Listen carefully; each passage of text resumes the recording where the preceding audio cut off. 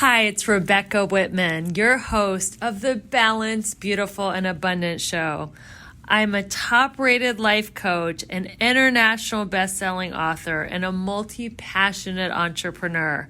I'm on a mission to help you go from burned out to balanced, beautiful, and abundant.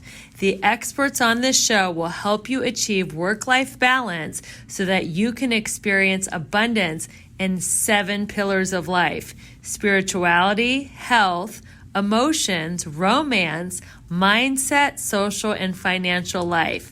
When you have all 7 pillars of life in alignment, you are balanced, beautiful, and abundant. Let's go. Welcome to the Balanced, Beautiful, and Abundant Show. I am your host, Rebecca Whitman. We are helping you go from overworked and burned out to balanced, beautiful, and abundant. Today, we have a really amazing topic. It's something that is so close to my heart. It is all about vision boards, and we have a very special guest, Debbi Sluys, to talk about her special method on how to create vision boards that actually work. Welcome, Debbi. Thank you. I'm super excited to be here. So great to have you. Let me tell my audience a little bit about your amazing background. So Debbi specializes in helping people expand their brain's potential to see what's possible for them using vision boards. Debbi has studied personal development for over 30 years. She has guided over 1,000 clients to identify and declare their vision, both online and in person, in her Dare to Declare studio. In addition to being featured in many podcasts, Debbi has shared stages with such great thought leaders and authors as Gabrielle Bernstein and Jack Canfield, the author of Chicken Soup for the Soul. Wow, this is such an amazing background. So tell us your story. How did you get from what you were doing to being a vision board expert? Thanks. Yeah, so it's really, I would say the key and the secret, I'll give that right up front, is about listening to your intuition. And I'm sure you speak about that all the time, is that inner knowing. And I actually like to think of it less like your gut response, which sometimes is where fear lies, but more about that full body tingle where it feels like champagne bubbles in your body and you just feel like, I need to do this. But there was just a lot of nudges and different messages that were coming to me. And so my background is in early years. I was a childcare director of a multi-site, not-for-profit organization. I had about 75 employees. I did that for about 30 years. As I said, I'm a mom of 4.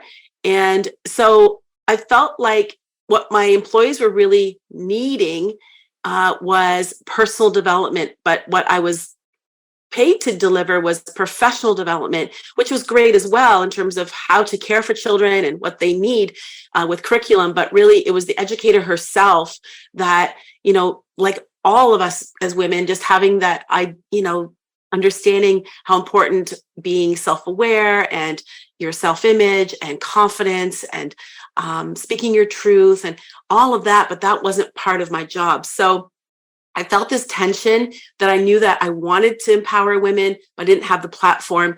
And so I started my company. The idea came to me about 6 years ago, and it came with the idea of visioning and vision boards because I was doing some research online and I came across, as you heard in my bio, Jack Canfield. So he co-wrote Chicken Soup for the Soul, but he's most known in the self-development world around his Success Principles book. And, there's numerous YouTube videos. And so he's the original godfather of vision boards. Yeah. So I really just hibernated and researched as much as I could. But I realized that there wasn't really that much specifically around how to offer vision boards that work. People were doing them, but nobody really understood and connected them and aligned it to what we know with mindset and coaching. There was like mindset and coaching, and then vision boards was almost seen as, well, we know they work, it's fun, but a lot of people are doing them like very Pinterest or like a party trick. But right, people knew that they worked. Yeah. So that's kind of how I got started in it, was that I felt like I was meant for something bigger. And I started to do the research. And I created, like it said in my bio, a studio, which I have a specific studio that's built specifically to offer vision boards. So the tables are really large. I have hundreds and hundreds of magazines. I have a big screen TV. It's very like Kate Spade inspired. Like it's just gorgeous and beautiful, unapologetically feminine. But I love that space. But that's when I was doing in-person workshops, and then COVID hit. Right. So now how do you do a vision board workshop with people on Zoom? Do you tell them to go get a bunch of magazines to prepare? Well, that's how I did it up until this past fall. But something else that's manifested for me, and for those that can see me here on the live, you see me holding up a magazine. So I created my own magazine. So I know my bio says 1,000 clients. I've worked with thousands. So I've taken the most prominent images that my clients have. I've observed them putting on their vision board, and I've compiled them into a single magazine. So as I said, I was just traveling into the United States, and literally it can be done with 12 magazines instead of having, like I used to have to take around in my husband's pickup truck, like hundreds of magazines. So that's definitely made the process that much easier. So yes, online, I can, and I do, and I ship the magazine to my client, and then they get a few extras as well. But that's how we do it. And we work over a series of 3 weeks together, and they create a really powerful vision board that they can use every day. So what are some of the tips to make a vision board work? I know we're very similar, and I teach that there's 7 pillars of abundance. You mentioned before we hit record that there's 7 areas of life that you like to hit on your vision board. Tell us what makes the Dare to Declare vision board so unique, and what is the science behind it? I know that's part 2 of the question, but first let's talk about what makes it unique and special. Okay, there's a lot of things that make it unique and special, but I just want to first just pause for a minute because I did my homework. I checked your 7 pillars, and with the exception of 1, all of them match up with the 7 life areas. So the spirituality, I encourage people to put spirituality on their board. You've got fitness. I encourage personal vision. So the only one I don't have is emotions. I kind of have that more wrapped up again also in the personal, but I do also have professional. So people create a professional vision. You have romance. I have relationships, mental. I have education, social. I have leisure, and then financial. So it really, like you said, we're very much aligned. Yes, we're 2 peas in a pod. I love it. So what I would say is, for some people, I think the most fundamental difference is most people create a goal board unknowingly. And in fact, they interchange the word goal and vision. Okay. And so this is really clearly distinguished as a vision board. And what I mean by that is, and I remember having a client say to me, Deb, this is not realistic at all. She's very academic. And I said, now you're talking, because if it's realistic, you're actually creating a goal, which is something that is more in the doing. A vision is bigger, and it's like, I'm a Christian, so I'm just going to speak in that term, but it's like an act of God. Like, it's like, how did this happen? So you want to put a vision on there that you don't actually have the direct line, that you don't know exactly. You can't just check it off or put the gold star on there. That is going to require divine intervention for that to happen.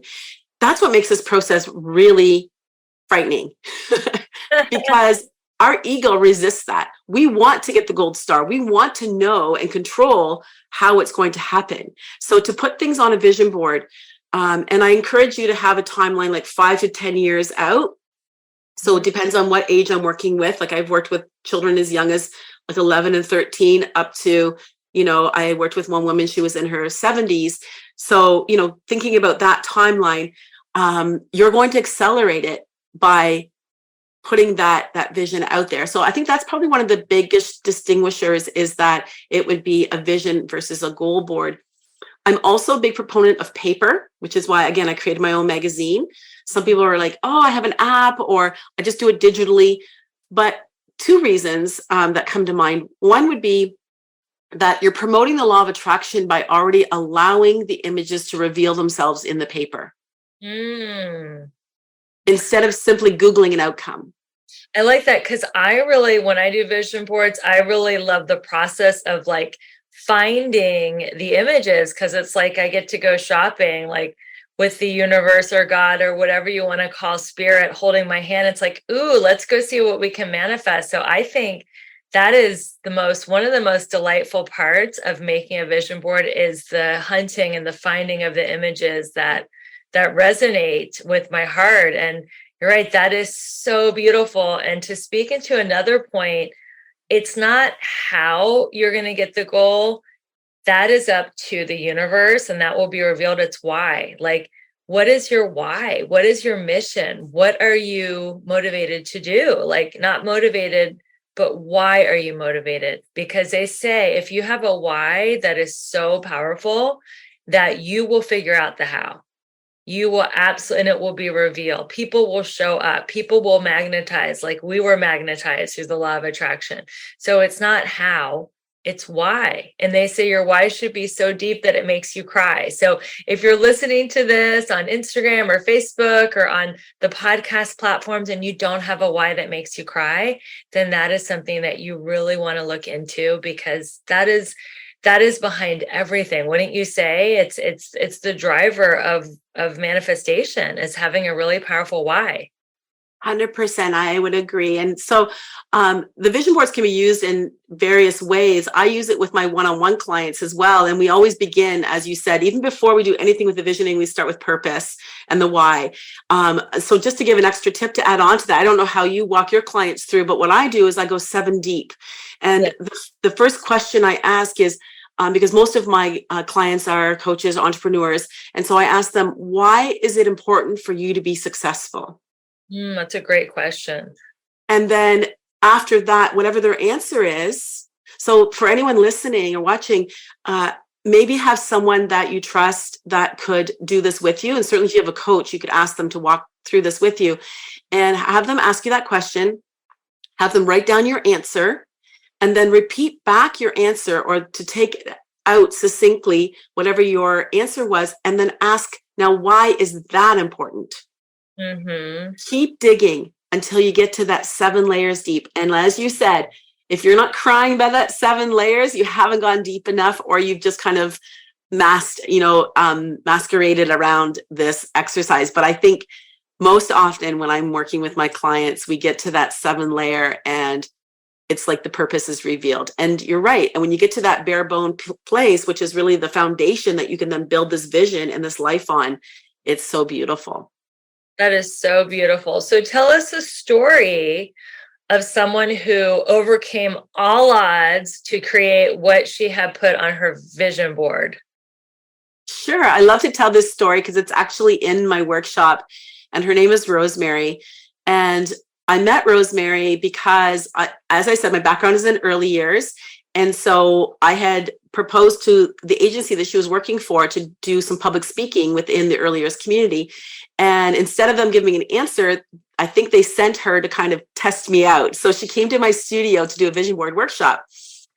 And I serve lunch. It's a full day experience. So again, this is another thing that makes Dare Declare Vision Board unique, in that it's not just a one and done 2-hour kind of wham bam kind of thing. It is like a 6-hour, 7-hour process, full day process. So included in that is lunch. And over lunch, I heard her say a couple of things. One is that she really enjoys going to farmers markets on the weekends and selling her grandmother's preserves. And if she could, she'd open a store. Okay, just really quick, kind of passing with that comment. And the second thing is that she was saying that her daughter and her had some strife and weren't speaking anymore, or there was just some problems there, and she really would love to have that relationship repaired. So as she was almost finished her board, I said, Rosemary, where's your store? She said, what store? And I said, well, I was eavesdropping at lunch and I heard that you said you wanted to open a store. And she said, well, it's with canning. Like, doesn't everybody do that? And I'm like, I do not can. In fact, I buy everything from a grocery store. Nope. And you have your grandmother's recipes that you were talking about. I said, so what's your desire? Let's just check in, right? What's your purpose? And she said, I really would. That would be amazing. But this is what happens, is people will talk themselves out of it because it's so scary to think about, what if it does happen? What's my life going to look like? I mean, fear just shows up in so many different ways. I find people are less afraid of failure than they are success, but they're both the same. But it's like I What like if that happens? because people are comfortable in failure. Success is on the skinny branch of the tree. They don't know if they're going to stay there or if it's going to break, and they don't know what it feels like to be, successful, and it's out of their comfort zone. So how do you, let's talk about Rosemary's story and what she manifested, but I just thought of my next question of how you coach people through fear of success, but that's next. I'm so excited. There's so many questions coming to mind. I love what you're teaching. So let's go back to Rosemary's story and the canning. Okay, real quick. So she did put it on her board. She put a picture of an embrace with her and her daughter on the board. Fast forward a year later, the agency hired me. I was speaking in front of 250 educators, and the organizer said, "Can you just give a minute? We just have a special ceremony before you go on." I'm like, "Sure." In walks Rosemary. I said, "What the heck are you doing here?" She goes, "You didn't hear?" "No, I'm retiring. And I get to be here today while you're retired." That's amazing. And then my next question was, "Well, what are you doing?" "I opened my store." Oh. It's called Country Rose. It's in Windsor, Ontario. She's received numerous awards from the Black community for what she's been doing as an amazing Black woman entrepreneur. She made it through COVID. They did like takeout, and she's just done and been so successful. And the other beautiful thing is that she opened it up with her daughter. Oh my God, what a beautiful story. She almost stepped over it. And this is where, leading to your next question about success. Yeah. How do you coach women through their fear of success? And I know, because sometimes I don't want to have such a big goal, because then I'll feel like I'll feel worse if I say I want something, or a vision, not a goal. If I have a vision, if I put it on a board, or if I verbalize it and like, oh my God, what if I put it out there and I don't achieve it? Then I'll feel even worse than if I never have put it on a board or verbalize it. So how would you help a woman with that kind of fear of going bigger, or fear of success? A couple of things. I mean, it's really based on the individual, but we want to check in to see what is the limiting belief, or what's the paradigm that's the story, the lies that they're holding on to. And for many women that I've discovered is that it's an either or. I can either serve my family, or I can open a business, or it's like an either or. And what I love to coach women through is that you can have it all. Yes, I love it. You can switch your either or to a both and. You got it. Yeah. And so I think it's about uncovering where that fear is coming from around the success, taking it out, taking a look at it, not judging, but really acknowledging, allowing, and looking at it from all angles and saying, let's pull the thread, see where that's coming from. What is it that's really holding you back? And you have a choice. Do you want to have that still hold you back? Or do you want to have the desire for what it is that you want for your life? Is that going to be stronger than the story you've been hanging on to? Are you ready to release that story and open yourself up to what's possible? And the vision board really helps with that, because it does give some structure in that you're going to put images that represent what it is that you want for your best life. So going back to why it's successful as well, is that I encourage people to have all 7 areas on their board. Now, some people, especially if they've been in trauma, can maybe choose 2 out of the 7 to start with. And then as they do subsequent boards, they can add more. But I am not a big proponent of just focusing on business, because how we do something somewhere is how we do it everywhere. So we want that energy to flow and permeate all areas, and bringing all of that into play. Yeah. I totally agree. Now, we've made the vision board. We have the 7 areas of life. We have images that are stretching us beyond our wildest dreams. So how do we now work with the vision board to manifest our dreams? Do we stare at it for 5 minutes a day? Do we meditate on it? Like, how do we actually work with it to create? Yes and yes. And so as often as you can look at it, the better, whether you want to make it your screensaver, if you want to take a photocopy of it and post it, above your office. But the best time of day to view your vision board is right before you go to sleep. You've got those, beta brain waves going on as well. Theta. I don't know. Yeah. I'm sorry for anyone that's watching, data, but yeah, staying at the screen like it's this. I apologize, but those dream-like brain waves that really invite that imagination. Because have you ever had it where you read a scary book or you watch a scary movie? I mean, that's what's playing over in your mind and your dreams. So invite in your vision so that your subconscious mind can play it over and just help you discover solutions, opportunities that you didn't see before. So that's the best time. Also, when you wake up. So I highly encourage you to place it in a spot where you see it regularly, so it becomes part of your daily habit. So whether it be on the back of your toilet, whether it be in your closet, I do recommend that you not have it in a public space because it's a very intimate experience. And so you need to bubble wrap it with your energy. It doesn't, like, it's not, it shouldn't be available for anyone to criticize. So if you feel there's going to be any judgment, anyone's going to, you have to answer for your choices. They don't deserve to see it. So I would really, keep it in that protective bubble because it's a tool for you to use every day. Then the other piece that I would say is now you have the vision. So we didn't really even talk about these 3 words, but most people think about vision board as have, do, and be. You've probably heard that before. What do I want to have? What do I need to do to have the stuff? And then I'm going to be happy. It's like waiting for the weekend, so to speak. Well, we take it and flip it on its head here at Dare to Declare. It starts with the being. Who do I get to be? So another quick tip, you want to put a photo of yourself on the board. So that's another aside.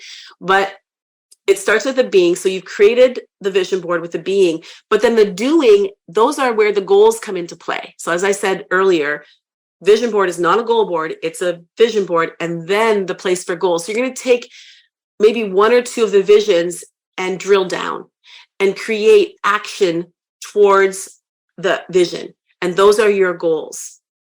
And it's a beautiful process because as you start to accomplish those goals, you're going to step into the essence, the feeling of that vision.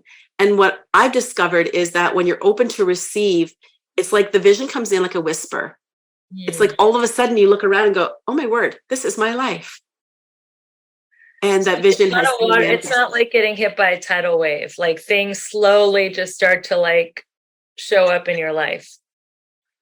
On occasion, there are big surprises. Like I believe that God loves to surprise us. Like just like we love to surprise our, if you've got children, I love to surprise my children. So I do believe that there are surprises, but most often, as you said, it comes in more as a whisper.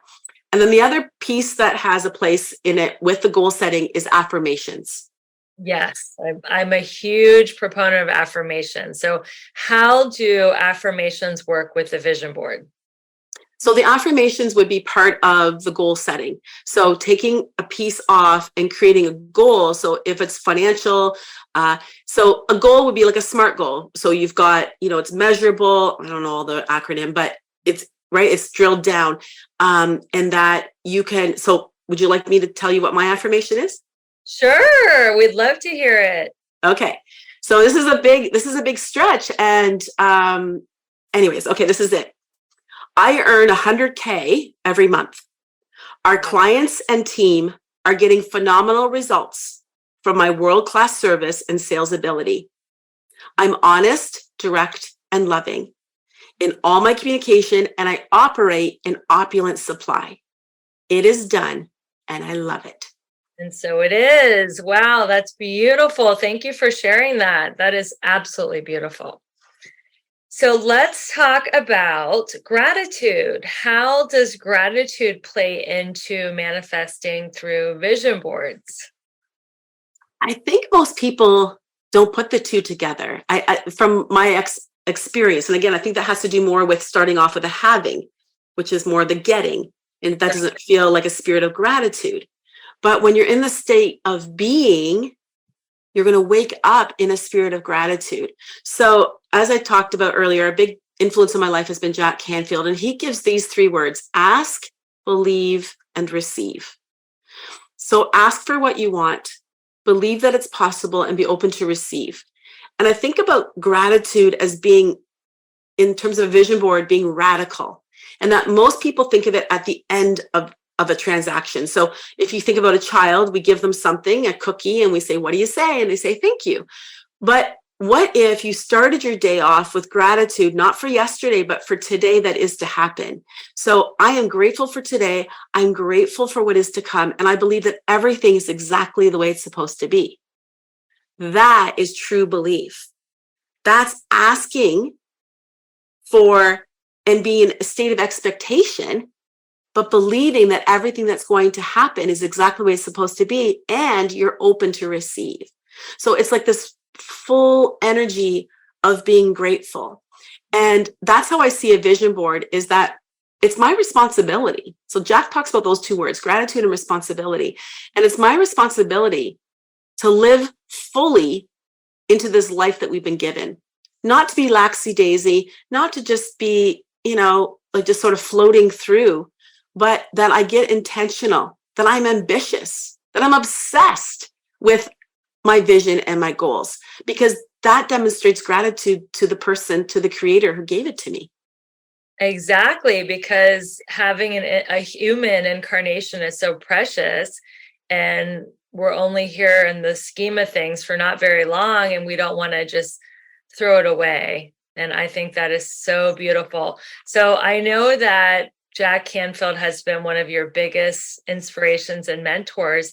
What are, if you could narrow it down to 1 or 2 things, what are your 1 or 2 biggest takeaways from working with him? Well, he is so kind and generous. I got to meet him in person in November 2021. I flew to his Santa Barbara home. And even though he definitely has celebrity status, he made me feel like I was the most important person in the room. And I think that is so genuine and authentic. So I think that was one of my takeaways, was his way of being. And so I have a secret crush on him because I think he's so... Hopefully your husband doesn't listen to your podcast. My husband is well aware. Okay. Yeah. And so I would say his way of being. And then the other thing would be, he gave me some advice when we parted ways last time, was to join or create a mastermind. So that is something that I sought out, and I have created within my academy. I now, within my academy, have monthly masterminds with my graduates, which has been amazing in that, for a coaching program, from my experience, typically when you're done and you're finished your investment, you kind of fade away. Whereas my community is growing. They have stayed connected because there's complimentary, like every month they can still plug in and come to the free mastermind. So that has been really phenomenal, that I have this loyal, beautiful, growing community that is the legacy. It's so amazing. And the other is, I am now in a coaching program myself. I've invested in a coaching program, and every morning for half an hour, we read and study together. And that has increased my energy 5-fold for sure, as well. My intellect and just my conversations are that much more rich. And, Napoleon Hill says in Think and Grow Rich, when 2 minds come together, they create a third. And so it's just really sage advice that he gave. And I'll give that back to anyone listening here. What is the book that you all are studying? A variety. The one that we've been studying is called The Magic Word by Earl Nightingale. Neat. Yeah.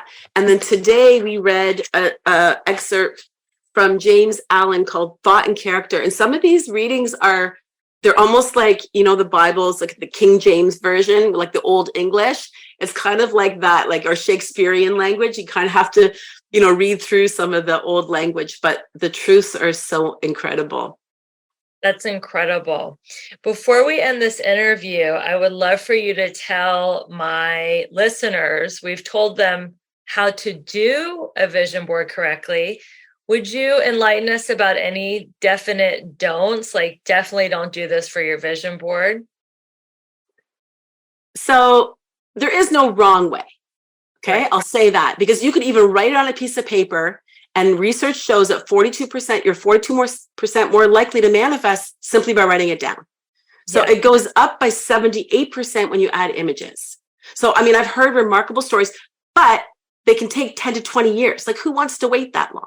So if you want to accelerate your results, then what I would say is don't put an image of money on your board. I think that's one of the common mistakes I see. Yeah. Because that's confusing to the universe. Money is the conduit. It's like you're not just going to decorate your house with stacks of coins and money. Right. Like, it's the how. Remember you talked earlier? Yeah. The vision is the why. So you want to put what the money is going to provide versus just a picture of money. It doesn't mean anything. I had a couple of girls, and they're like, Deb, we have this check for $30 million on our staff room board and it hasn't come to fruition. And I'm like, well, what do you want 30 million for? And they said, we don't know. I said, well, that's why it hasn't manifested. Let's back the train up. What do you want? Oh, I want to pay off my mortgage. That's what you put on the check, because you know that feeling, and it's the feeling which produces the energy within your body that's going to, again, promote that law of attraction. Whereas, you know, money doesn't produce necessarily that same emotional connection as the image of what that money is going to provide. Yeah. So don't put money on your board. Are there any things that we shouldn't do for a vision board to manifest? The other thing I would say is, and it's very, you can tell a Dare to Declare vision board compared to almost anyone else in the world, is I don't encourage collage. Mm-hmm. So some people actually call vision boards collages. Now, that's something you did in high school. I don't understand the rationale behind it, because you want to leave space around each of the images, because the whole point of a vision board is focus. So when your eye doesn't have a place to rest in between the images, it becomes disorganized. And we thrive, and so does the universe. If you look, when we as humans stop messing it up, the creation has a gorgeous sense of order. And so you want to replicate that on your vision board, that your vision board has a sense of order, that yes, it can have lots of variety. But if you think about a book, if it had no margins and no chapters, it would be very challenging to read, because there's a sense of order. Your eye has a place to rest. So that's what I encourage for vision boards as well, is that it be orderly. I also encourage, I'll throw an extra one in there too, that you have a neutral background, whether it be white or black. Most of my clients, I would say 90% of them choose a white vision board, so that the images can really be the dominant color and factor. There's another little thing I include in my vision board workshop, that we look at what the dominant color is that you've chosen, because that actually gives an additional clue to the subconscious and what your desire is. It's based on the feng shui philosophy. Yeah, it's pretty cool. Interesting. Now, do you recommend laminating the vision board, framing it? I see there's one in the background of this Zoom call framed, or does it not matter if you frame it? That's a really good point. I recommend foam core boards. They're very inexpensive from dollar stores if you live in North America. I did find out my European friends don't have access to big box stores, but you could get it on the line. I think framing is lovely because it does give it a sense of presence. And I find almost all my clients, like, it really becomes precious to them. So why not invest a little bit more, buy a frame? I also encourage the size of it. Like, the one that I recommend is 20 by 30. And so that they're larger, that you're not just creating something small. It really, again, is that sense of expectation, like you're declaring to the universe, this is what I want. And so I encourage large images, not any smaller than the palm of your hand. And yeah, you probably want to frame it so that it doesn't just slide under your bed because it's going to still work, but it's going to take a lot longer than if you have that daily focus that we talked about. How often should we do vision boards? Should we do it every January? Should we do it once a quarter? Should we do it after a big event like moving or a wedding? How often should we do our vision boards? I would say at least once a year. I've had a few clients who are very self-aware. One of my coaches that I worked with, and she's just probably like you, like just a manifesting maven. And, she had, I think within 3 weeks, she had manifested her board. Within the last one she did was 6 months. So, when it's manifested, you can certainly go on to the next level. But for most people, I would say a year to 18 months. And don't worry if your board hasn't fully manifested in the way, again, that you thought it might. So we didn't really get into that about the receiving piece, but oftentimes the way it manifests isn't exactly even the way that you thought, because it's bigger and better. That's interesting. So yeah, if you had a vision, a photo on your board from the prior year that doesn't manifest and you're looking to create a new board, is it okay to repeat the same image, different version, but the same type of image? Like, let's say you wanted to manifest a new house and you hadn't manifested yet. Is it okay to put that on your vision board for a few years until you manifest it? Absolutely. I wouldn't take the image off. I would leave the board intact and just leave it somewhere where, again, you can see behind me. My other one is still right there. That's from 2022. The one behind me is 2023. So I've kept all of my boards. So yeah, leave it. And then if you want to replicate it, but dig in to say, is this something that I'm just saying that I want, or that I should want, or that, just because I've always said it, is it because now I'm embarrassed that I said I always wanted it? Like, just check in. Is it what I really still want? So we dig in deep in the beginning end. That's why it takes 6 hours. It's one of the exercises. What do you want? Because sometimes we just get stuck in our head, and we need to drop into our heart to discover what it is that I really want. Just like Rosemary, right? So she was putting all this other stuff on there, but what she really wanted was to sell her grandmother's preserves out of a little store. But it took a while to uncover that, and for her to actually not be afraid and to put that out there. I think that's great, because sometimes, especially for women, we want what society tells us we should want. Like, not all women want marriage and kids, but that's what society has told us we should want since we're a little girl.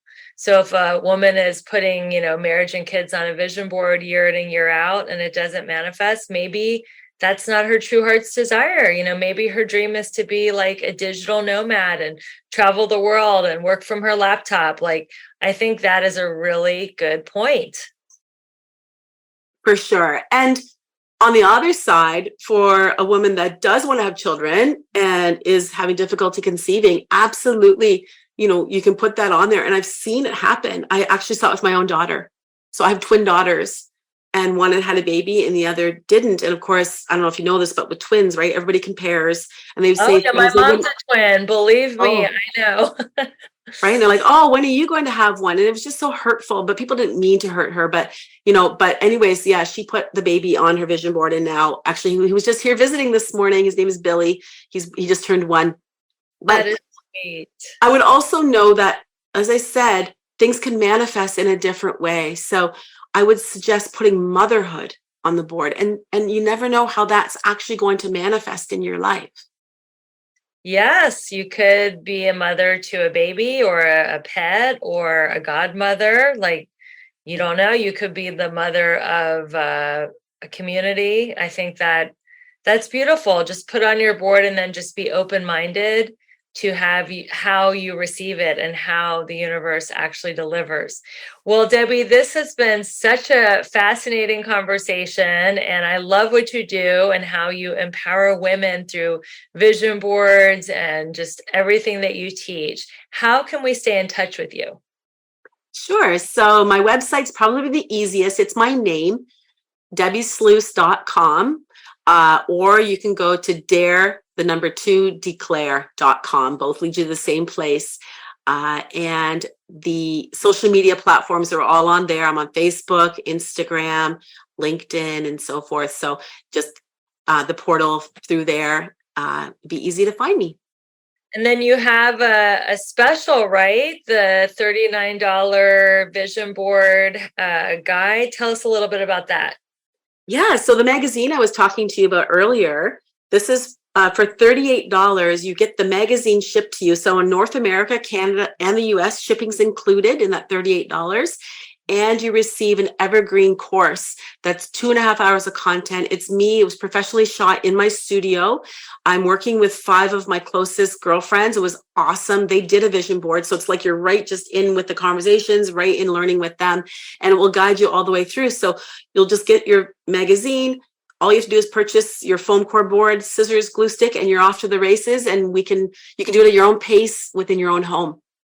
That is so wonderful. Well, everyone, you have been listening to another wonderful episode of the Balanced, Beautiful, and Abundant Show. I'm your host, Rebecca Whitman, helping you go from burned out and overwhelmed to balanced, beautiful, and abundant. We really appreciate it if you could take 60 seconds out of your really busy day and just leave a 5-star review on Spotify or a 5-star review on Apple Podcasts. If you're listening to this on any platform, I would just love it if you could take a screenshot and tag me or Debbie. We're happy to reshare. Thank you so much, everyone. We will be back next week with another wonderful episode. And until we meet again, keep your vibe high and your hands clean. Bye, everyone. Bye. Thank you for listening to the Balanced, Beautiful, and Abundant Show. Please rate, subscribe, and review this podcast. If you or someone you know feels stuck and needs more abundance and balance in their life, please go to my link tree in the show notes to schedule your complimentary breakthrough call. I look forward to hearing from you, and we'll see you on the next podcast episode.